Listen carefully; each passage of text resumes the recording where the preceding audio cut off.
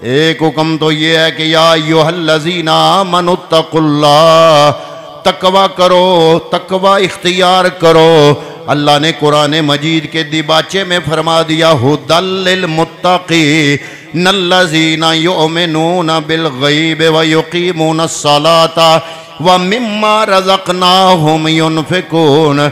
फरमाया ये कुरान मजीद हिदायत है तो उन लोगों के लिए जो तकवा इख्तियार करते हैं। अल्लाह रब्बुल आलमीन ने लहजे बदल बदल के, अल्फाज और अंदाज बदल बदल के कुरान मजीद में मुतअद्दिद बार तकवे का तज़किरा फरमाया। इन्ना अक्रमकुम इंदल्लाहि अतकाकुम। फरमाया अल्लाह रब्बुल आलमीन के यहाँ इतना ही ज़्यादा इज्जत वाला है वो जितना उसके दिल में तकवा है। हज़रात मोहतरम फिर साथ ही ये हुक्म इरशाद फरमा दिया कि तकवा इख्तियार ज़रूर करो, लेकिन तकवे पे ना रहो। सिर्फ तकवा इख्तियार करने के बाद जो सादिकीन हैं उनकी मायत इख्तियार करो। ये कौन लोग हैं जिन्होंने ज़ाहिरी और बातनी हर हवाले से ज़िंदगी के एक एक लम्हे में अल्लाह रब्बुल आलमीन के अहकामात की तस्दीक फरमाई, ना सिर्फ ज़बान से अक़वाल से बल्कि अपने आमाल से भी। यही वजह है कि उलमाए अहले सुन्नत हमें तकवे के साथ साथ अल्लाह के नेक बंदों की मायत को इख्तियार करने का हुक्म देते हैं। इन्हीं दिनों हजरत सैयद दाता अली हजवेरी रहमतुल्लाह तआला अलैह आपका उर्स मुक़द्दस लाहौर शरीफ के अंदर मुनक़्क़द हो रहा है। कौन हजरत सैयद दाता अली हजवेरी कौन है जिनको हम दाता साहब के नाम से याद करते हैं? आपका नाम नामी इसमें गिरामी अबुल हसन अली बिन उस्मान, यानी जाती नाम तो अली है, आपकी कुनियत अबुल हसन है बिन उस्मान, वालिद मोहतरम का नाम उस्मान है। आपकी वलादत बासादत नवंबर के महीने के अंदर 1009 ईस्वी आपकी वलादत बासादत हुई और 25 सितंबर 1072 ईस्वी को आपका विसाल हुआ। यानी अब है 2025 और 1072 को आपका विसाल हुआ, यानी तकरीबन 10 सदियाँ हो गई। हजरात मोहतरम दाता अली हजवेरी लाहौर के तो रहने वाले नहीं थे, कहाँ के थे? अफगानिस्तान का शहर है गजनी, और गजन का एक उसके साथ मुल्हिका एक कस्बा है, एक आबादी है, उसका नाम है जल्लाबी। उसके साथ मुत्तसिल एक महल्ला है जिसका नाम है हजवेर। हजरात मोहतरम एक दूसरी बस्ती जिसका नाम है हजवेर, वहाँ पे हजरत सैयद उस्मान रज़ी अल्लाह ताला अन्हु रहा करते थे। ये कौन है? हजरत अली बिन उस्मान अल जल्लाबी। जल्लाबी आपके कस्बे के हवाले से आपके नाम के साथ पैवस्त हो गया, और हजरत मोहतरम हजरत इमाम हसन के साथ मिलते हैं। 8 पुश्तों से सैयद अली हजवेरी का जो शजरा नसब है वो मौला कायनात मौला अली उल मुर्तज़ा शेर खुदा तक चला जाता है। हजरत मोहतरम हजरत सैयद अली हजवेरी ना के सिर्फ नस्बी हवाले से मौला अली के बेटे हैं, इमाम हसन मुज्तबा की नस्ल से हैं, बल्कि ये जो सिलसिला तरीक़त है, सिलसिला तरीक़त में आपके जो मुर्शद हैं उनका नाम है हजरत अबुल फजल खतली रहमतुल्लाह ताला अलैह। इनके मुर्शद हैं शेख अबुल हसन हसरी रहमतुल्लाह ताला अलैह। उनके मुर्शद हैं शेख अबू बकर शिबली रहमतुल्लाह ताला अलैह। उनके मुर्शद हैं हजरत शेख जुनैद बगदादी रहमतुल्लाह ताला अलैह। और उनके मुर्शद हैं हजरत शेख सिर्री सख्ती रहमतुल्लाह ताला अलैह। शेख सिर्री सख्ती के जो मुर्शद हैं उनका नाम है हजरत शेख मारूफ करखी रहमतुल्लाह ताला अलैह। उनके मुर्शद हैं जनाब शेख दाऊद ताई रहमतुल्लाह ताला अलैह। और उनके मुर्शद हैं हजरत शेख हबीब अजमी रहमतुल्लाह ताला अलैह। शेख हबीब अजमी के मुर्शद हैं हजरत शेख हसन बसरी रहमतुल्लाह ताला अलैह। और हजरत शेख हसन बसरी के डायरेक्ट उस्ताद और मुर्शद हैं मौला कायनात मौला अली उल मुर्तज़ा शेर खुदा रज़ी अल्लाह ताला अन्हु। हजरत मोहतरम शेख अबुल फजल खतली ये जो हैं ये सिर्फ आपके तसव्वुफ के उस्ताद ही नहीं है, तफसीर के भी उस्ताद है, हदीस के भी उस्ताद है। इनके अलावा दो और बड़े कामिल उस्ताद हैं आपके। एक उस्ताद का नाम है हजरत अबू सईद अबुल खैर रहमतुल्लाह ताला अलैह, दूसरे उस्ताद का नाम है इमाम अबुल कासम कुशैरी रहमतुल्लाह ताला अलैह। हजरत मोहतरम, ये कौन सा ज़माना था जब हजरत सैयद अली हजवेरी गजनी के अंदर पैदा हुए। मैंने ईसवी सन तो बता दिया, हिजरी सन कौन सा है? 400 हिजरी था, यानी पैगम्बर अकरम सल्लल्लाहु ताला अलैहि वसल्लम आपको हिजरत किए हुए 400 साल गुजरे थे। आप पैदा हुए गजनी शहर के अंदर। हजरत अली हजवेरी हजरत जैद के वास्ते से 8 पुश्तों से हजरत अली उल मुर्तज़ा शेर खुदा रज़ी अल्लाह तआला अन्हु तक आपका सिलसिला नसब चला जाता है।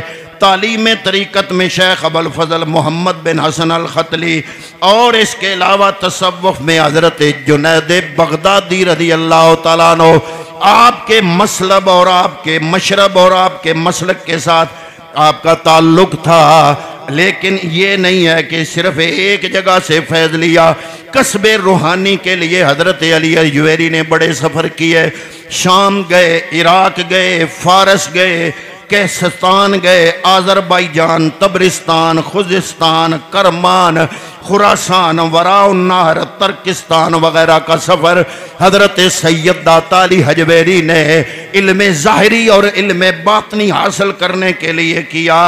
फरमाते हैं कि एक दफ़ा मुझे बड़ी बड़ी मुश्किल पेश आई अपने इस सफ़र के अंदर, रूहानी सफ़र के अंदर। फरमाते हैं मुझे बड़ी मुश्किल पेश आई, उसके हल के लिए मैंने बड़े मुजाहिदे किए, बड़ी मेहनतें की, लेकिन मुश्किल हल ना हुई। इससे पहले भी मुझे एक मुश्किल पेश आई थी, उसके हल के लिए आप फरमाते हैं मैं शेख अबू यजीद की कब्र की मुजावरी मैंने इख्तियार की। वहाँ बैठ के कब्र पर मैंने गौर व फिक्र किया और मेरी वो मुश्किल हल हो गई। लेकिन अब फिर ऐसा किया, 3 माह तक मैं उनके मज़ार पर मैं मुजावर बन के बैठा रहा। मुजावर का मतलब होता है हमसाया, यानी कब्र के हमसाए में बैठकर कब्र पर जो अल्लाह की तरफ से रहमतों और बरकतों का नज़ूल होता है उससे अपने दामन को भरा जाए। आप फरमाते हैं 3, इससे पहले जब मैंने मुजावरी की मेरी वो मुश्किल हल हो गई। लेकिन अब जब मुझे मुश्किल पड़ी, मैंने वहाँ 3 महीने मुजावरी की, लेकिन मुश्किल हल ना हुई। फिर मैंने सोचा मैं कहीं सफ़र करूं। फरमाते हैं मैंने खुरासान जाने का इरादा किया। रास्ते में रात के वक़्त मैं एक खानगाह में गया। वहाँ मैंने सोचा कि मैं रात बसर करूँगा, रात को वहाँ ठहरूँगा। वहाँ मैंने देखा एक सूफियों की जमात भी मौजूद है। मेरे पास उस वक़्त खुरदरा कपड़ा टाट का उसकी गुदड़ी थी, वो गुदड़ी मैंने पहनी हुई थी। मेरे हाथ में एक असा था, एक कूजा था, यानी लोटा था। इस असा और लोटे के अलावा और उस गुदड़ी के अलावा मेरे पास कोई सामान मौजूद नहीं था। फरमाते हैं कि वो सूफियों की जमात ने जब मुझे देखा, सूफियों ने हकारत से मुझे देखा, हकारत से मुझे देख के एक दूसरे से इशारे करने लगे, कहने लगे ये हम में से नहीं। मैं नीचे देखने लगा। कहते हैं मैं भी सोच रहा था बात तो ये सच्ची कर रहे हैं, वाकई मैं इनमें से नहीं हूँ। उन्होंने जब मुझे देखा, मुझे खानकाह के नीचे एक कमरा था, उस कमरे में उन्होंने मुझे कहा कि तुम यहाँ ठहरो, और एक सूखी रोटी मुझे दी, वो भी रूखी, साथ खाने को कुछ नहीं था। वो मुझे पकड़ा दी। खुद खाना खाने के लिए ऊपर चौबारे में दूसरी मंजिल में चले गए। वहाँ खाना जब उन्होंने खाना शुरू किया, उनके खाने की मुख्तलिफ खुशबुएं मैं नीचे बैठकर महसूस कर रहा था। जब वो खाने से, वो सूफियों की जमात, दरवेशों की जमात, जब वो खाने से फारग हुए उसके बाद उन्होंने खरबूजे काटे खरबूजे काट के खाने शुरू कर दिए और मुझे देख देख कर मुझ पर तनकीद कर रहे हैं, मुझे मज़ाया नज़रों से देख रहे हैं, मेरा तमस्कर उड़ा रहे हैं। हत्ता कि उन्होंने वो खरबूजे खा खा के उनके छिलके मुझ पर फेंकने शुरू कर दिए। आप फरमाते हैं मैं मुस्करा रहा था, अल्लाह की बारगाह में अर्ज कर रहा था, या अल्लाह मैंने तेरे महबूबों का लिबास जो पहना हुआ है, जो तेरे हैं, मैंने उनका लिबास गुदड़ी मैंने पहनी हुई है। अगर मैंने ये ना पहनी होती, आम जिंदगी में होता, तो मैं इनको इनकी बदतमीजी और बेअदबी पर इनको खूब मैं मजा चखाता। लेकिन फरमाते हैं मैं चुप करके वो सारा कुछ बर्दाश्त करता रहा। ऐसा महसूस होता था उनकी तबीयत की खुशी मेरी तौहीन पर मौकूफ है, यानी मेरी तौहीन करके वो खुशी हासिल कर रहे हैं। मैं अपने दिल में खुदा से कह रहा था, ऐ मेरे मालिका, अगर ये भी इम्तिहान है तो मैं खामोश हूँ। हज़रात मोहतरम अल्लाह ताला की तरफ से फरमाते हैं कि तला समझकर बर्दाश्त करता रहा, इसलिए कि जिस कदर वो तानो मलामत मुझ पर ज़्यादा करते थे मैं उतना ही खुश होता था। यहाँ तक कि इस तान का बोझ उठाने से क्या हुआ, वो जो मुश्किल लेकर चला था, जब इस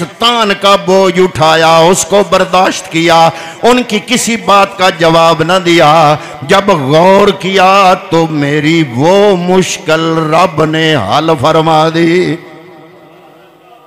ये हजरत अली अजवेरी, जिनको आज सारा जहान सलाम करता है, किनको कैसे फकीरी मिली, वलायत कैसे मिली, वलायत के मरातब तक कैसे पहुंचे, ये उनका ये सफ़र है। आप फरमाते हैं मैं इब्तला समझकर बर्दाश्त कर रहा था, इसलिए जिस कदर वो तानो मलामत मुझ पर ज़्यादा करते जाते थे मैं उतना खुश होता जाता था। यहाँ तक कि इस तान का बोझ उठाने से मेरी वो मुश्किल, जिसके लिए मैं मुजाहिदों और सफ़र इतने किए और मुशक्क़त उठा रहा था, वहीं वो मुश्किल हल हो गई। और उस वक्त मुझको मालूम हुआ, फरमाते हैं उस वक्त मुझे मालूम हुआ कि मशाइख जाहिलों को अपने दरमियान क्यों रहने देते हैं, उनकी इधर उधर की बातों, बेअदबी की बातों, खा मखा के तानो तशनी का बोझ क्यों उठाते हैं। नेज ये कि बाद बुजुर्गों ने मलामत का ये तरीका क्यों इख्तियार किया है। आप फरमाते हैं वाकया ये है कि इससे बाज़ औक़ात वो उक़दे हल हो जाते हैं जो उक़दे इबादत से हल नहीं होते, ज़ुहद से हल नहीं होते, मुजाहिदे करने से जो उक़दे हल नहीं होते। हज़रत सैयद दाताली हजवेरी ये वाकया खुद अपना बयान करते हैं। दूसरा वाकया बयान करते हैं कि एक दफ़ा मैं इराक के अंदर गया, मुझे ये शौक़ पैदा हुआ कि मैं दौलत कमाऊं, हक हलाल की दौलत कमाऊं, लोगों की मुआवनत करूं, मदद करूं। मैं इराक के अंदर दौलत कमाने लगा, ज़रूरतमंदों की मदद करने लगा। मैं ज़रूरत जितना कमाता था उससे ज़्यादा ज़रूरतमंदों की मदद कर दिया करता था। फरमाते हैं कि मैं लोगों की खल्क़े खुदा की बेहतरी और उनको सुकून पहुंचाने के लिए उनकी ज़रूरियात मैंने उनका बोझ बर्दाश्त किए रखा। हत्ता कि मैं मकरूज हो गया। एक बुजुर्ग मुझे मिले, वो फरमाते हैं कि ये मखलूक का रिज़्क़ अल्लाह ने अपने ज़िम्मे लिया है, रब का काम तुम अपने ज़िम्मे क्यों लेते हो? रब का काम तुम अपने जिम्मे क्यों लेते हो? खामखा तुमने अपने जिम्मे लिया और तुम मकरूज हो गए। हजरात मोहतरमा फरमाते हैं फिर इन्हीं मुख्तलिफ वाक़यात से गुजरते गुजरते वो मकाम आ गया कि मेरा मुर्शद, उनको मैं वज़ू करा रहा था, तो वज़ू कराते कराते मेरे दिल में ख्याल आया कि अल्लाह रब्बुल आलमीन जिसको किस्मत में होता है वलायत भी देता है, मकाम भी देता है, दीन की समझ भी देता है, दुनिया भी देता है। फिर मेरे जैसा आजाद बंदा इन फकीरों की नौकरी क्यों करे? फरमाते हैं मैं अभी सोच रहा था, वजू करा रहा था, मुर्शिद ने ऊपर देखा, मेरे चेहरे को देखा, फरमाया देता खुदा ही है, लेकिन वो रूहानियत के दर उस वक्त खोलता है जब उसके किसी बंदे की खिदमत की जाती है। फरमाते हैं मैं बड़ा हैरान हो गया। मुर्शिद ने मुझे हुक्म दिया कि तुम्हारी ड्यूटी मैंने हिंदुस्तान लगा दी है। मैं बड़ा हैरान हुआ। मैंने अर्ज किया हुजूर इतना पूरा जहान फिराऊं, गजनी गया, गजनी से इराक गया, इराक से मिस्र गया, मिस्र से मुख्तलिफ मुल्कों से फिरता फिराता हजरत आप फरमाते हैं कि मैंने अर्ज की अपने मुर्शिद गिरामी के हुजूर कि हिंदुस्तान मुझे अब क्यों भेजा जा रहा है? अब मुर्शिद ने फरमाया मुस्तफ़ा का हुक्म है कि मेरे इस उम्मती को और अपने मुरीद को हिंदुस्तान भेजो। अर्ज किया हुजूर किस इलाके में? फरमाया लाहौर के अंदर। अर्ज किया वहाँ जनाब हुसैन जंजानी जो कि मेरे पीर भाई हैं, आपके बड़े काबिल मुरीद हैं, वो पहले से वहाँ मौजूद हैं। फरमाया हर बात में एतराज़ नहीं करते, जो हुक्म दिया जा रहा है उस पे अमल करो। मैंने चंद साथियों को साथ लिया, मैंने सफ़र शुरू कर दिया। पैदल सफ़र हुआ करता था। फरमाते हैं पैदल चलते चलते चलते चलते मैं फिर पंजाब के अंदर दाखिल हुआ।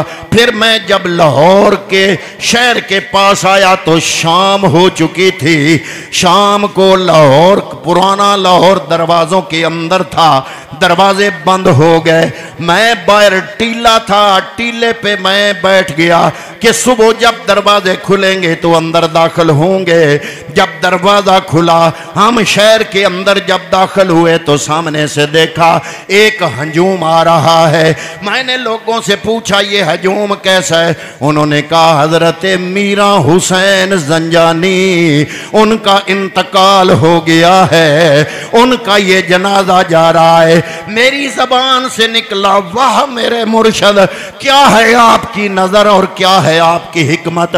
लोगों ने मुझसे पूछा इस जुमले का क्या मतलब? मैंने सारा वाकया सुनाया कि ये बात मुझे तो नहीं पता थी। मैं मुर्शिद की खिदमत में अर्ज कर रहा था लाहौर क्यों भेज रहे हो? लाहौर तो मीरा हसन जंजानी मौजूद हैं। मुर्शिद ने कहा कि बात बात पर एतराज नहीं करते, जो हुक्म दिया जा रहा है वो उस पे अमल करो। मुझे क्या पता था जिस दिन मैंने लाहौर पहुंचना है उसी दिन मेरे पीर भाई मीरा हुसैन जंजानी का इंतकाल हो जाना है। और सब वो सारा मजमा आपके इर्द गिर्द आ गया। उन्होंने हाथ जोड़े अर्ज की जनाब आए हो तो जनाजा आप ही अदा करो। मीरा हुसैन जंजानी का जनाजा हजरत सैयद दाऊद अली हजवेरी ने अदा करने के बाद समझ लिया, लोगों को बता दिया कि अब ये ड्यूटी मुस्तफ़ा करीम के हुक्म से मुर्शिद के जरिए मुझ फकीर दरवेश तक आई है। अब ये ड्यूटी मैं खुद संभालूंगा। तो इस तरीके से सैयद दाऊद अली हजवेरी लाहौर पहुंचे। इतने में ही हमारा टाइम हो गया। दुआ करते हैं कि अल्लाह रब्बुल आलमीन औलिया कामिलीन ने जो मेहनतें की उनको समझने और उनकी मोहब्बत रखने की रब तौफीक अता फरमाए। वमा अलैया इल्लल बलाग।